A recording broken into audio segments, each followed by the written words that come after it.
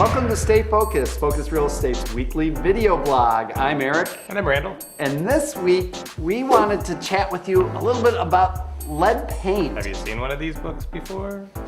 That's the Commonwealth of Massachusetts Lead Paint Disclosure Book. Yep. Here in Boston, we live in an area with a lot of old housing stock. Many of the things that we have predate the lead laws, which were 1978, and heck, most of our houses are 100 years old or better. So Right. So the majority of our houses have been built before 1978 and more than likely have had lead paint in the property or on the property. Indeed, at some indeed. point.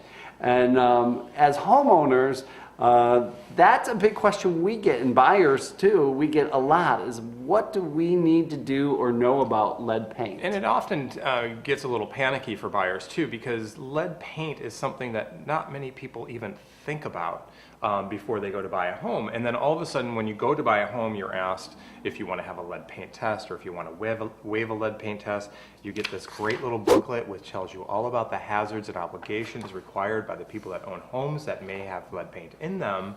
So it often makes them panic a little bit, but we just kind of want to give you a little quick little lesson on not to panic. So what it means. Yeah, so and most of our about. houses, since they were built before 1978, and most of them have never actually been officially tested for the presence of lead paint in the property. So as buyers, it's important to know that if it was built before 1978 and it's unknown, you should probably just base your purchase on the assumption that there is lead paint present. There's probably lead paint somewhere in or around the house. So, and the law states that, although we're not lawyers, we do practice real estate. If you have any other questions about this, more specifically the legalities, consult your lawyer.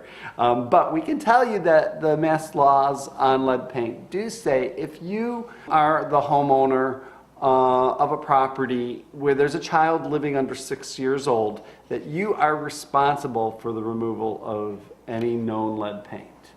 or if you're renting out a property where children under the age of 6 live.